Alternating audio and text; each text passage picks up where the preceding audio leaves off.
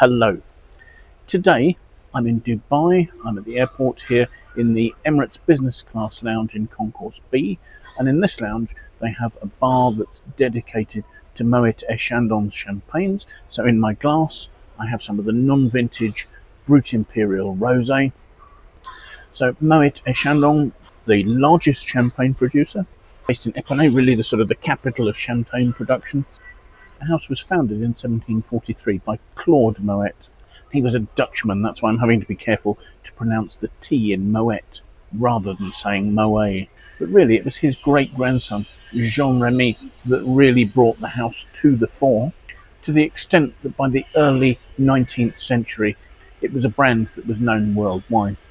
Now, expansion in the 1970s and 1980s saw a building partnership, first of all with Hennessy Cognac and then with Louis Vuitton, to create the Louis Vuitton Moët Hennessy Group, or LVMH for short. Now, the group have a number of other champagne brands, prominently Dom Perignon and Krug, also Veuve Clicquot, and they have sparkling wine producing facilities right the way around the world, starting evidently in Uruguay in the 1960s, but also in California, Brazil, Australia, Spain and New Zealand.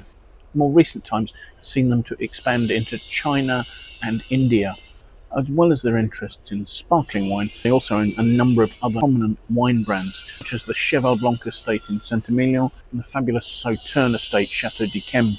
Outside France, they own Cloudy Bay, which is where they make their Pelorus sparkling wine. With that connection, they also own the Cape Montel winery in Western Australia. Within the Champagne region, Moët Chandon have somewhere between 1,150 and 1,190 hectares of vineyards, meaning that of their vineyard, about 50% is located in 17 of those Grand Cru villages, and 25% of their vineyards is Premier Cru, comprising vineyards in 32 of those villages. So not surprisingly, they have vineyards based in all Champagne's major subregions, from the Montagne de Reims to the Vallée de la Marne, the Côte de Blanc, in Cézanne and in the Aube Valley. But the vineyards that Moët Chandon own provide somewhere in the region of 25% of their needs for fruit for their annual production of champagne. The other 75% of that fruit having to be purchased from growers. So as is typical for champagne, the fruit is all hand harvested. The wines are all fermented in temperature-controlled stainless steel tanks, and all the wine stays there to undergo malolactic conversion, just to soften the wine, take a little bit of sharpness out of the acidity. The wine is blended, and the blend tends to be predominantly Pinot Noir, with Pinot Noir and Pinot Meunier making up somewhere between 70 and 90% of the blend, and the balance is Chardonnay. The details I've seen is that it's normally somewhere between 40 and 50% Pinot Noir, 30 and 40% Meunier, and 10 to 20% Chardonnay. Now, of the Pinot Noir and the Meunier, normally somewhere in the region of 10 to 15% of the blend is actually the red wine that is added at the stage of Disgorgement to give the wine its beautiful rosé colour. And it appears that that red wine can either be made of Pinot Noir, Pinot Meunier, or they might use both. And the blend, I'm told, will also contain somewhere between 20 and 30% of reserve wine, so older wines helping to give richness, complexity and a degree of nuttiness to the otherwise young, fresh and fruity base wine. Blended wine is then bottled with sugar for its second fermentation to happen in bottle, and subsequent to that fermentation it then ages for a minute between 21 and 24 months in that bottle, with the yeast lees breaking down. They're going through the process of autolysis, helping to fix a fine bead in the wine, and also giving autolytic, yeasty, people say biscuity, sometimes they describe them as brioche, sort of bready flavours that add complexity to the wine. The wine is then riddled to get that dead yeast down to the neck of the bottle. These days I'm sure that's used with a machine called a Palate, rotating the bottle regularly just to allow the yeast to fall into the neck of the bottle. Once that's done, the neck of that bottle can be frozen and the pressure in the bottle can be used to eject that plug of yeast. The wine is then topped up with a small amount of red still wine to give it its colour, and is given a dosage of 7 grams per litre of sugar, just to help to balance the wine's relatively high acidity. Now, with 7 grams per litre of sugar, this wine can still be labelled as brut dry, and tasting it, it shouldn't have a noticeable sweetness. So let's take a look at the wine, shall we? The wine still has some fine bubbles rising. Actually, I've had this in the glass for a while. They've been rising persistently for the time I've been setting up the tasting and for all the time I've been talking, but do appear to have more or less faded now. Let's see what we make of the aromas, shall we?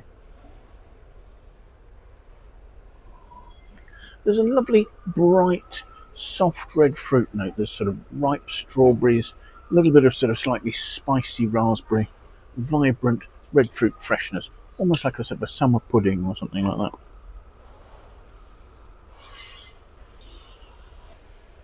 There are some delicate biscuity aromas alongside the bright red fruit, but the yeast autolysis is not particularly powerful. So let's have a taste.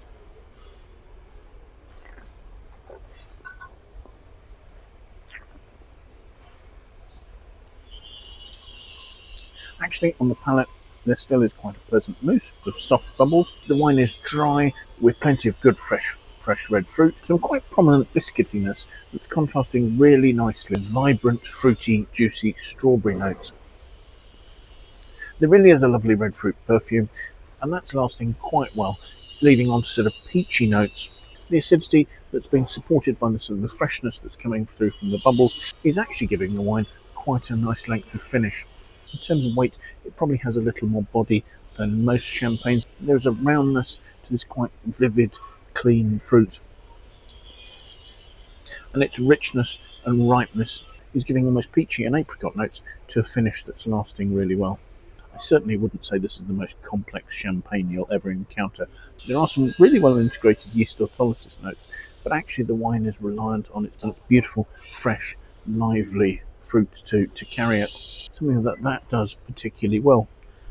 As the wine gets its drive from its lively, fresh fruit, I don't think this is a wine that you'd want to put down and age.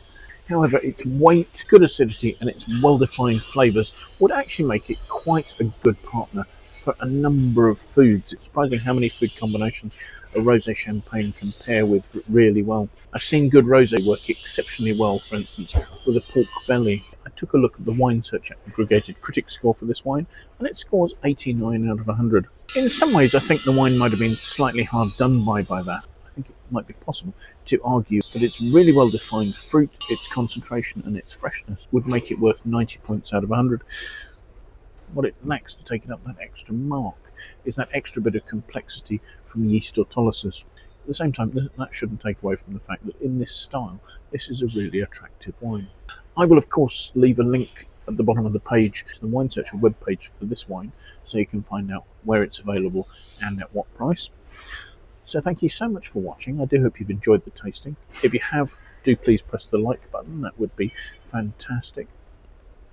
If you'd like to watch more of these videos, it would be great if you'd consider signing up and subscribing to my YouTube channel. All that really helps me to grow the channel. And thus, if you have any friends you feel might like to watch the video, please feel free to pass it on to them. That would be a fantastic endorsement coming from you. If you have any comments or questions, please pop them in the comments box below. I'd love to know what you think about the wines I'm looking at, the tastings I'm doing, or anything else that relates to that. So thank you for taking the time to watch my video, and I do hope that maybe you'll make some time and come and join me for another tasting in the very near future. Till then, bye for now.